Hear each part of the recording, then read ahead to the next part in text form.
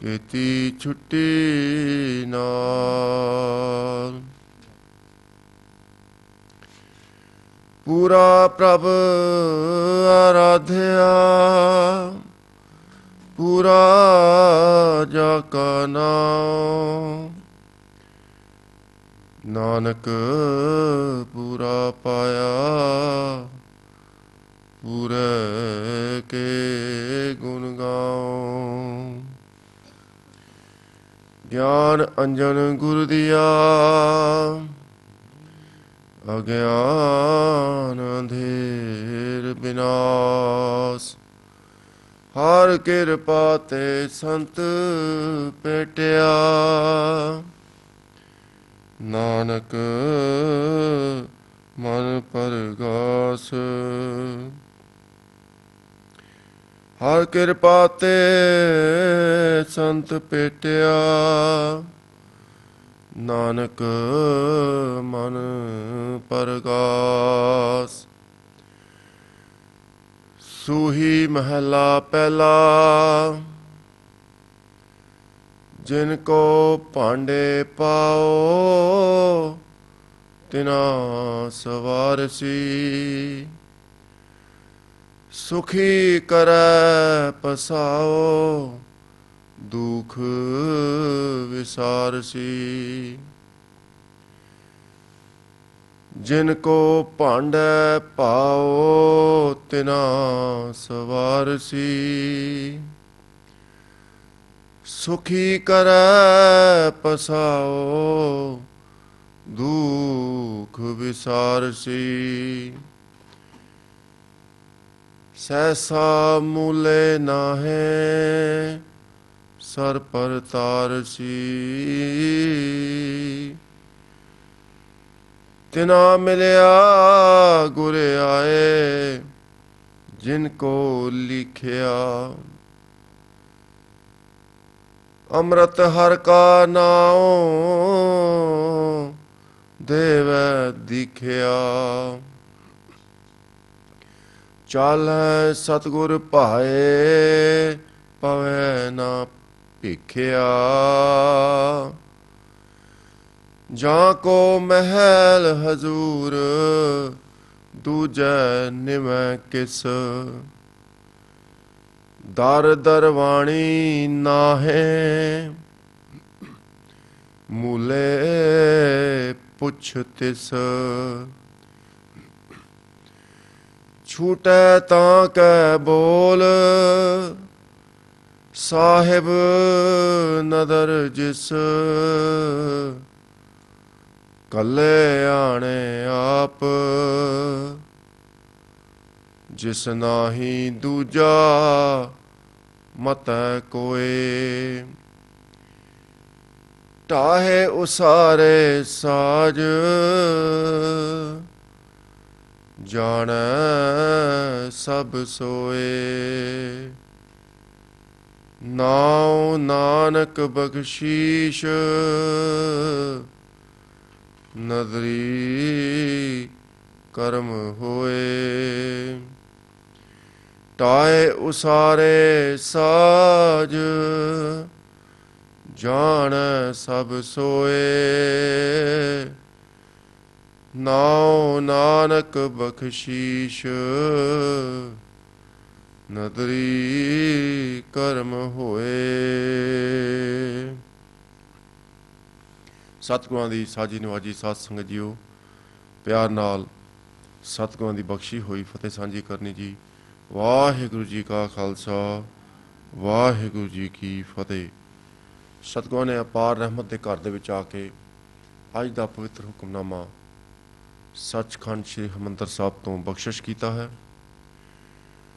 ਧੰਨ ਧੰਨ ਸ੍ਰੀ ਗੁਰੂ ਗ੍ਰੰਥ ਸਾਹਿਬ ਮਹਾਰਾਜ ਦੇ ਪਵਿੱਤਰ ਤੇ ਪਾਵਨ ਸਰੂਪ ਵਿੱਚ 729 ਅੰਗ ਤੇ ਸੁਭਾਇਮਾਨ ਹੈ।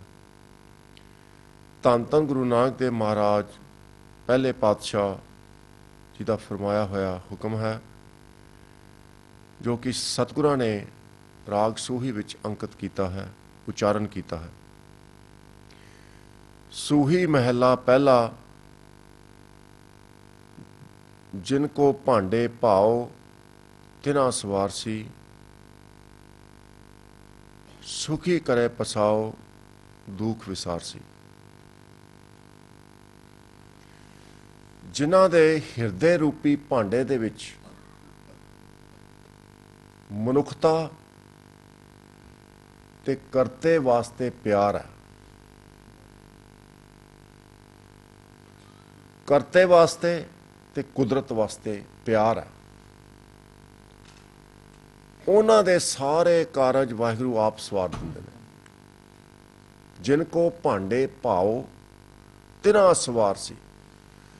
ਉਹਨਾਂ ਦਾ ਇਹ ਜਨਮ ਅਗਲਾ ਜਨਮ ਸਾਰਾ ਸਵਾਰਿਆ ਜਾਂਦਾ, ਭਾਵ ਉਹ ਵਾਹਿਗੁਰੂ ਨਾਲ ਇੱਕਮਿਕ ਹੋ ਜਾਂਦੇ ਨੇ, ਕਿਉਂਕਿ ਉਹਨਾਂ ਦਾ ਸੁਭਾਅ ਤੇ ਵਾਹਿਗੁਰੂ ਦਾ ਸੁਭਾਅ ਇੱਕ ਹੋ ਜਾਂਦਾ। ਵਾਹਿਗੁਰੂ ਦੇ ਹਿਰਦੇ ਵਿੱਚ ਬਹੁਤ ਪਿਆਰ ਹੈ। ਜੇ ਵਾਹਿਗੁਰੂ ਨੂੰ ਅਸੀਂ ਪਾਣਾ ਤੇ ਉਹੀ ਪਿਆਰ ਸਾਡੇ ਹਿਰਦੇ ਵਿੱਚ ਹੋਣਾ ਚਾਹੀਦਾ। ਜੇ ਕੋਈ ਸਾਡਾ ਕਹਿਣਾ ਨਾ ਮੰਨੇ, ਗੱਲ ਨਾ ਮੰਨੇ, ਸਾਡਾ ਕਿੱਦਾਂ ਦਾ ਵਿਵਹਾਰ ਹੁੰਦਾ ਉਸ ਇਨਸਾਨ ਦੇ ਨਾਲ, ਬਹੁਤ ਕੋੜਾ ਤੇ ਕਰੜਾ। ਪਰ ਵਾਹਿਗੁਰੂ ਜੀ ਜਿਹੜੇ ਵਾਹਿਗੁਰੂ ਜੀ ਦਾ ਨਾਮ ਜਪਦੇ ਨੇ, ਉਹਨਾਂ ਦਾ ਧੰਨਵਾਦ ਕਰਦੇ ਆ ਜਾਂ ਨਹੀਂ ਕਰਦੇ, ਸਾਰਿਆਂ ਨੂੰ ਹਵਾ ਦਿੰਦੇ ਨੇ। ਜੇ ਵਾਹਿਗੁਰੂ ਜੀ ਸਾਡੇ ਹੱਥ ਵਿੱਚ ਕੰਟਰੋਲ ਦੇ ਦੇਣ ਆਕਸੀਜਨ ਦਾ, ਤੇ ਸਾਧ ਸੰਗਤ ਜੀ ਅੱਧੀ ਦੁਨੀਆ ਮਰੀ ਹੋਣੀ ਹੈ ਹੁਣੇ, ਕਿਉਂਕਿ ਅਸੀਂ ਆਕਸੀਜਨ ਦੀ ਸਪਲਾਈ ਬੰਦ ਕਰ ਦੇਣੀ। ਕਈ ਇਹੋ ਜਿਹੇ ਬੰਦੇ ਆ ਦੁਨੀਆ 'ਚ ਸਾਨੂੰ ਪਸੰਦ ਹੀ ਨਹੀਂ। ਪੰਜਾਬ ਦੇ ਵਿੱਚ 75% ਬੰਦਾ ਜਨਤਾ ਮਰ ਜਾਣੀ ਹੈ, ਉਹ ਸਾਨੂੰ ਚੰਗਾ ਨਹੀਂ ਲੱਗਦਾ, ਉਹ ਸਾਨੂੰ ਚੰਗਾ ਨਹੀਂ ਲੱਗਦਾ। ਅਸੀਂ ਵਾਹਿਗੁਰੂ ਦੀ ਪ੍ਰਾਪਤੀ ਕਿੱਦਾਂ ਕਰ ਸਕਦੇ ਹਾਂ? ਵਾਹਿਗੁਰੂ ਜੀ ਦਾ ਮੁਕਾਬਲਾ ਕਿੱਦਾਂ ਕਰ ਸਕਦੇ ਹਾਂ? ਕਹਿੰਦੇ ਅਸੀਂ ਖਾਲਸੇ, ਪਰ ਖਾਲਸਾ ਦਾ ਇੱਕ ਵੀ ਗੁਣ, ਖਾਲਸੇ ਦਾ ਇੱਕ ਵੀ ਗੁਣ ਸਾਡੇ ਹਿਰਦੇ 'ਚ ਨਹੀਂ ਹੁੰਦਾ। ਆਪਸ ਦੇ ਵਿੱਚ ਇੰਨਾ ਬੈਰ ਵਿਰੋਧ, ਦੋ ਖਾਲਸੇ ਆਪਸ ਦੇ ਵਿੱਚ ਲੜਦੇ ਆ ਤੇ ਖਾਲਸਪੁਣਾ ਕਿੱਥੇ ਆ? ਸੋ ਗੁਰੂ ਮਹਾਰਾਜ ਫਰਮਾਉਂਦੇ ਹਨ, ਜਿਨ੍ਹਾਂ ਦੇ ਹਿਰਦੇ ਵਿੱਚ, ਜਿਨ੍ਹਾਂ ਦੇ ਹਿਰਦੇ ਰੂਪੀ ਭਾਂਡੇ ਦੇ ਵਿੱਚ ਪਿਆਰ ਹੈ, ਉਹਨਾਂ ਦਾ ਇਹ ਜਨਮ ਵੀ ਸਫਲਾ ਤੇ ਅਗਲਾ ਜਨਮ ਵੀ ਸਫਲਾ। ਸੁਖੀ ਕਰੇ ਪਸਾਓ ਦੁੱਖ ਵਿਸਾਰਸੀ। ਬੜੀ ਵੱਡੀ ਗੱਲ।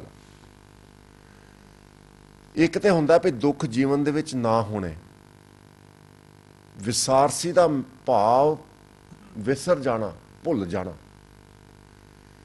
ਵਾਹਿਗੁਰੂ ਇੰਨੀ ਬਖਸ਼ਿਸ਼ ਕਰਦੇ ਉਹਨਾਂ ਦੇ ਜੀਵਨ ਦੇ ਵਿੱਚ, ਇਹੋ ਜਿਹੇ ਗੁਰਮੁਖਾਂ ਨੂੰ ਚਿੱਤ ਚੇਤੇ ਵਿੱਚ ਵੀ ਨਹੀਂ ਹੁੰਦਾ ਵੀ ਦੁੱਖ ਕੀ ਹੁੰਦਾ। ਉਹਨਾਂ ਦੇ ਜੀਵਨ ਦੇ ਵਿੱਚ ਇੰਨਾ ਸੁੱਖ ਆ ਜਾਂਦਾ। ਸਹਿਸਾ ਮੂਲੇ ਨਾਹੇ ਸਰ ਪਰ ਤਾਰ ਸੀ। ਮੂਲੇ ਭਾਵ ਥੋੜਾ ਜਿਹਾ ਵੀ, ਸਹਿਸਾ ਮੈਨੇ ਸ਼ੱਕ। ਇਹ ਜੋ ਮੈਂ ਤੁਹਾਨੂੰ ਦੱਸਿਆ ਦੁਨੀਆ ਦੇ ਲੋਕੋ, ਇਹਦੇ ਤੇ ਮਾੜਾ ਜਿੰਨਾ ਵੀ ਸ਼ੱਕ ਨਾ ਕਰਨਾ। ਸਰ ਪਰ ਤਾਰਸੀ, ਸਰ ਪਰ ਦਾ ਭਾਵ ਗਰੰਟੀ ਦਿੰਦਾ ਤੁਹਾਨੂੰ ਵੀ ਇਹੋ ਜਿਹੇ ਮਨੁੱਖ, ਇਹੋ ਜਿਹੇ ਗੁਰਮੁਖ ਪਿਆਰੇ ਜਿਨ੍ਹਾਂ ਦੇ ਹਿਰਦੇ ਵਿੱਚ ਪਿਆਰ ਹੈ, ਉਹਨਾਂ ਨੂੰ ਵਾਹਿਗੁਰੂ ਭਾਵ ਸਾਗਰ ਤੋਂ ਤਾਰ ਦੇਣਗੇ। ਤਿਨਾ ਮਿਲਿਆ ਗੁਰ ਆਏ ਜਿਨ ਕੋ ਲਿਖਿਆ। ਗੁਰ ਦਾ ਭਾਵ ਗਿਆਨ। ਉਹਨਾਂ ਨੂੰ ਇਹ ਜੀਵਨ ਦੇ ਵਿੱਚ ਗਿਆਨ ਦੀ ਪ੍ਰਾਪਤੀ ਹੁੰਦੀ ਹੈ ਜਿਨ੍ਹਾਂ ਦੇ ਮਸਤਕ ਤੇ ਲਿਖਿਆ ਹੁੰਦਾ।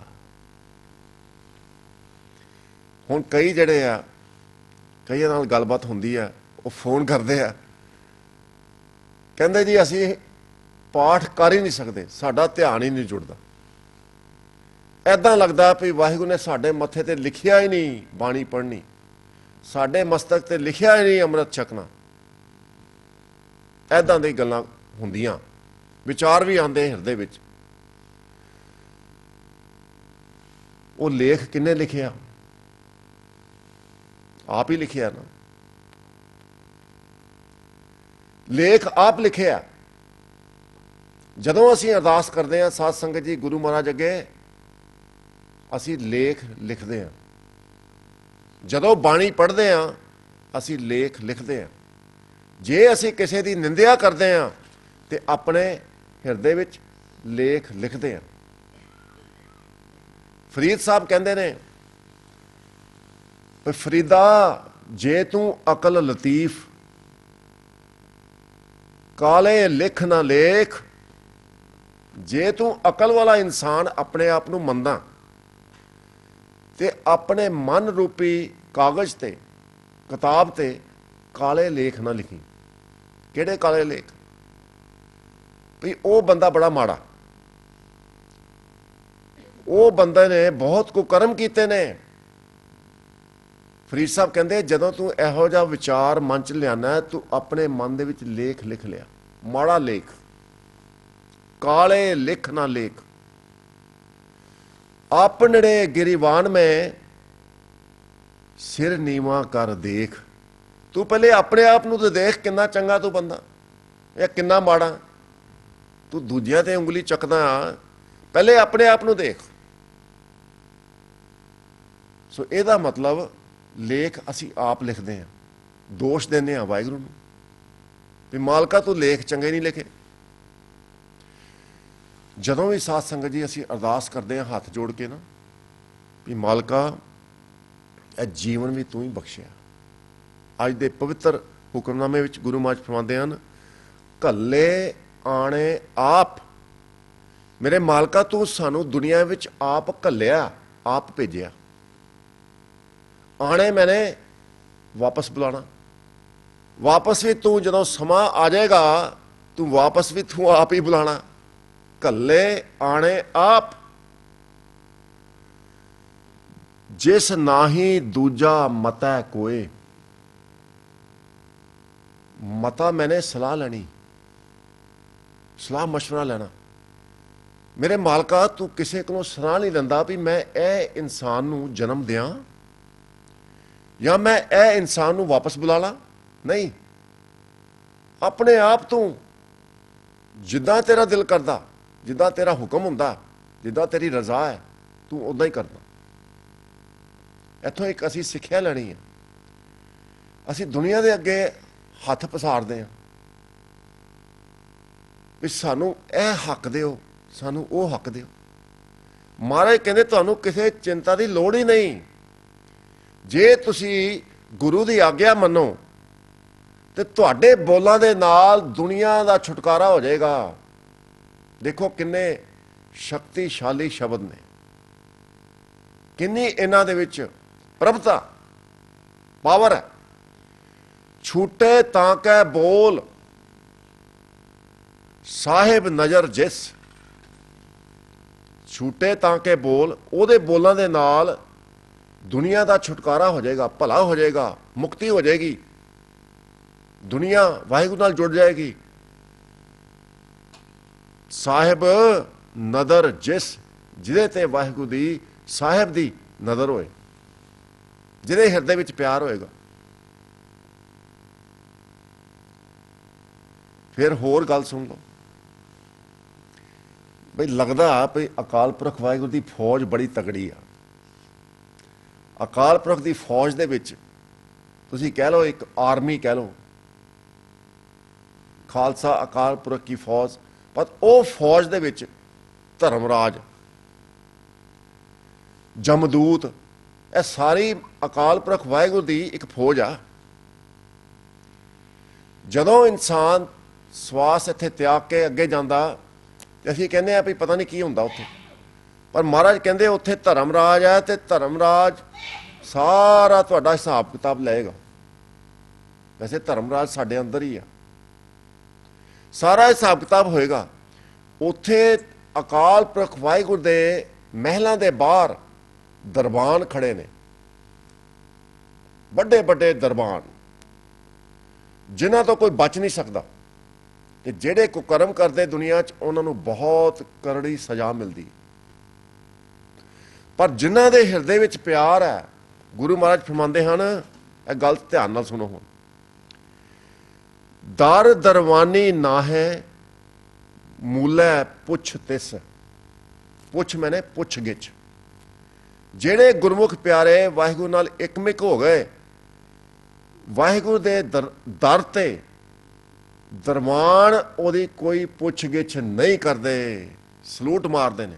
ਆ ਜਾਓ ਬਈ ਗੁਰਮੁਖ ਪਿਆਰਿਓ, ਆ ਜਾਓ, ਤੁਸੀਂ ਤੇ ਰੱਬ ਦਾ ਰੂਪ ਹੋ।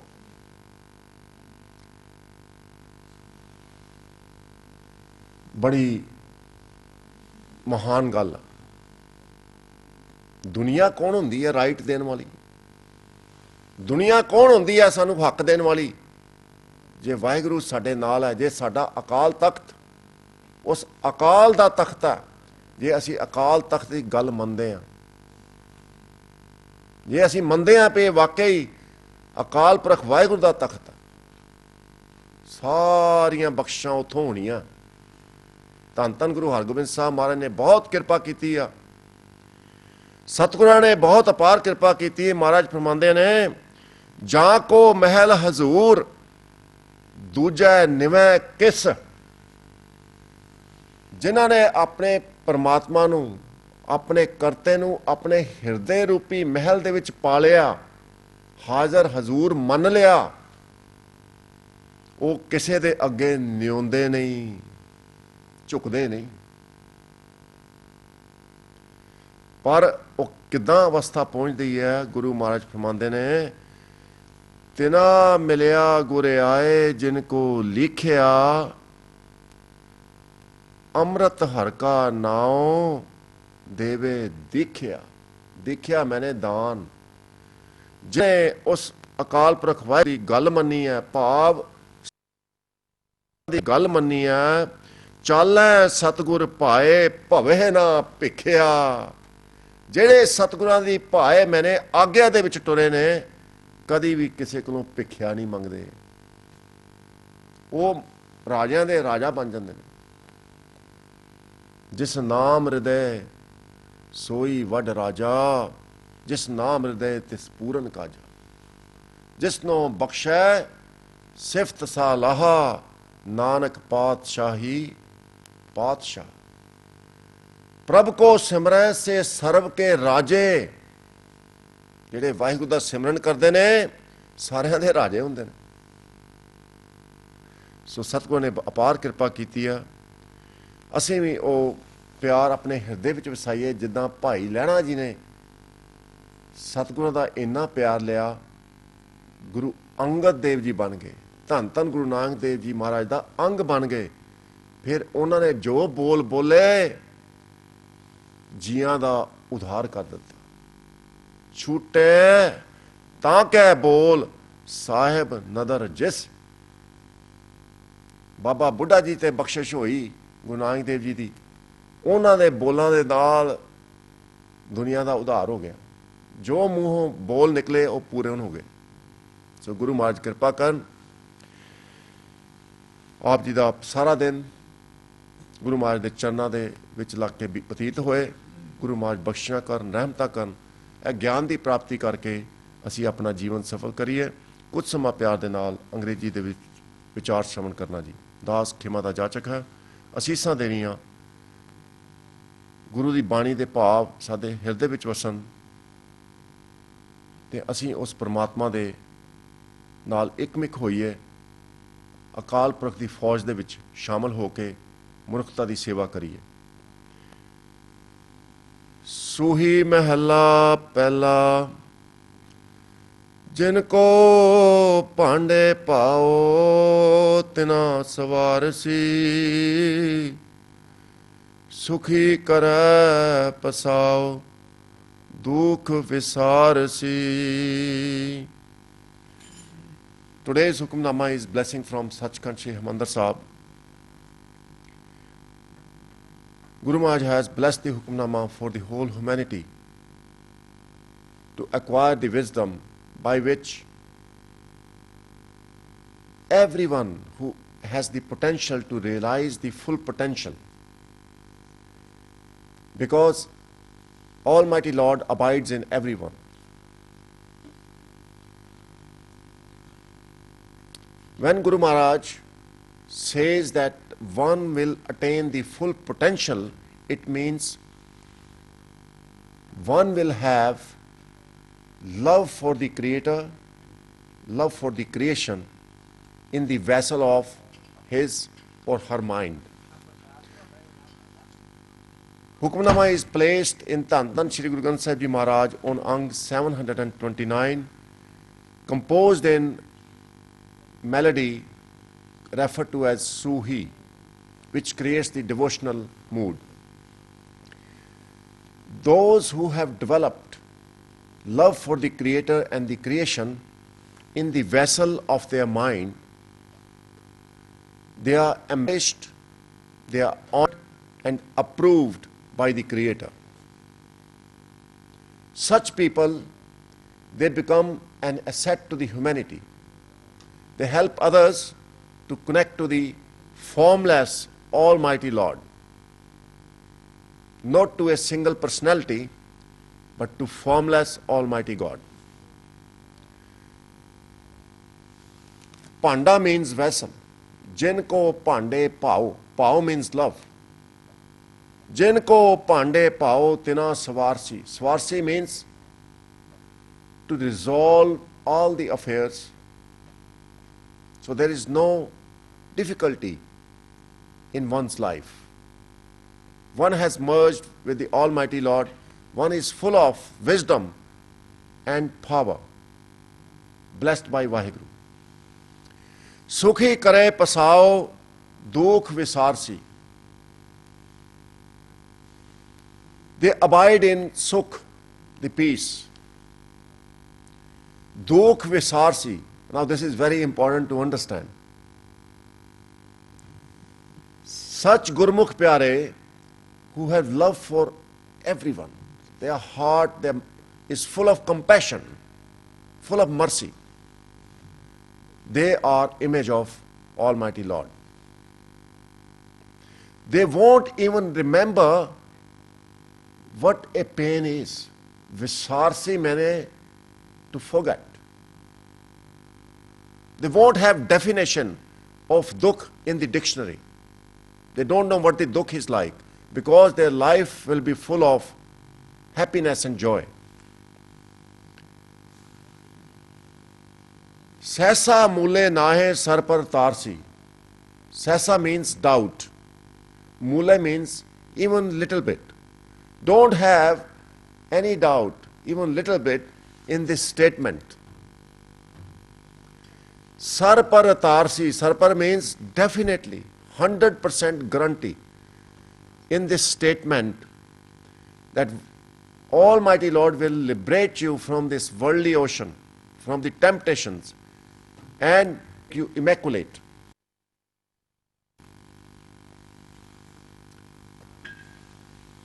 Satsanga, just to demonstrate how much of Vaheguru's qualities we have in our life.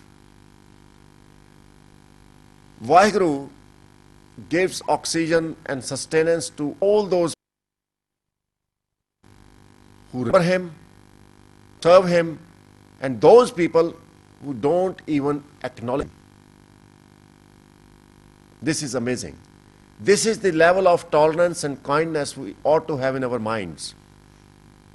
Then only we have chance of merging with Vaheguru. How much tolerance we have for each other, our brothers and sisters. How much respect we have for our parents, our elders, and how much respect elders have for the children. If Vaheguru gives us the control of oxygen,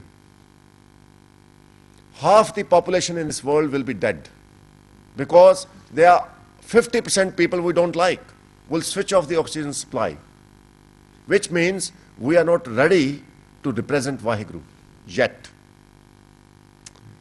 So it's not easy to have that level of tolerance, acceptance. So Guru Maharaj further reveals, Tina milya gure aaye, jinko likhya. Gur means Guru.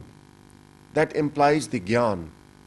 Those people will acquire this wisdom they will be able to practice this wisdom in their life who have preordained destiny written within them. Now, a lot of people make an excuse. I can't take Amrit yet. I can't read Gurbani because it is not written in the destiny. But the question you need to ask yourself is, who has written your destiny? You have written your destiny. This is the answer. Yourself. Farid Sahib says in the Gurbani, Farida, O Farid, Farida je tu akal latif, kale likh na lekh. Akal means wise. If you think you are a wise person, don't write black writing of bad karmas on the paper of your mind. What are those bad karmas? What is that bad writing?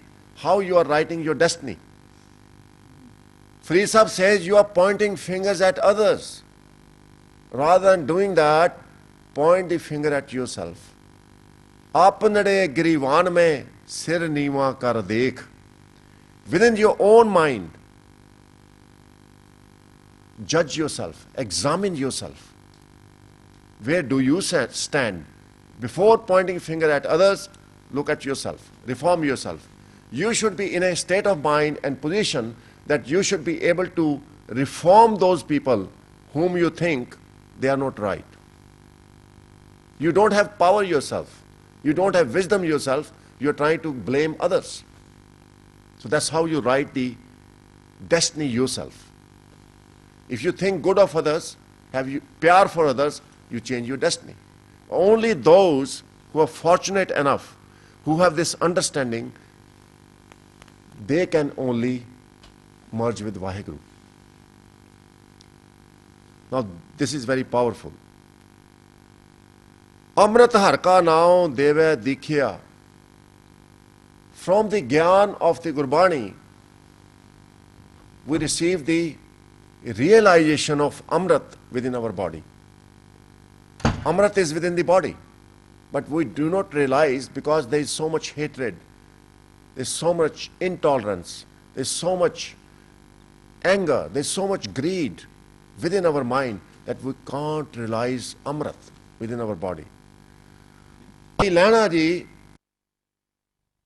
who came to the sanctuary of Guru Nanak Dev Ji Maharaj, he served Guru Nanak Dev Ji Maharaj with so much love. He did not have attachment to his own family. He said to Guru Nanak Dev Ji Maharaj, you are my family. And Guru Nanak Dev Ji Maharaj said to Bhai Laina, if I'm your family, you are part of my body. So changed Bhai Laina ji's name to Angad. Ang means part of the body. You are not Bhai Laina, you are Angad. Similarly, we need to become part of the Guru. And Guru Angad Dev Ji liberated so many people. And Guru Maharaj reveals in today's Hukamnama that having realized the Amrit within the body, such people liberate others just with their words. Chute tanke bol sahib nadar jis. Just with their bowl, with their words, such Gurmukh Pyare who have merged with Vaheguru, they liberate others. Because they walk in Guru's will. Challa Satguru Pae Pave na Pikhya. Such Gurmukh Pyare, they walk in Guru's will. They never have to beg. Pikhya means to beg. Who is anyone to give me right or give us right? Akal Prakh Vaheguru gives rights to everyone. Once we merge with Vaheguru, we become the authority. Jis nu bakshe sifat salaha nanak patshahi patshah. Jis naam hriday soi vad raja.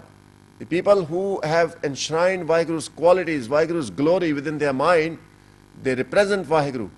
They are the emperors. Prabhu ko simra se sarv ke raje. So Guru Maharaj blesses us today that liberate yourself from the clutches of Maya, from the temptation of Maya, from all the intolerance. Become kind and compassionate.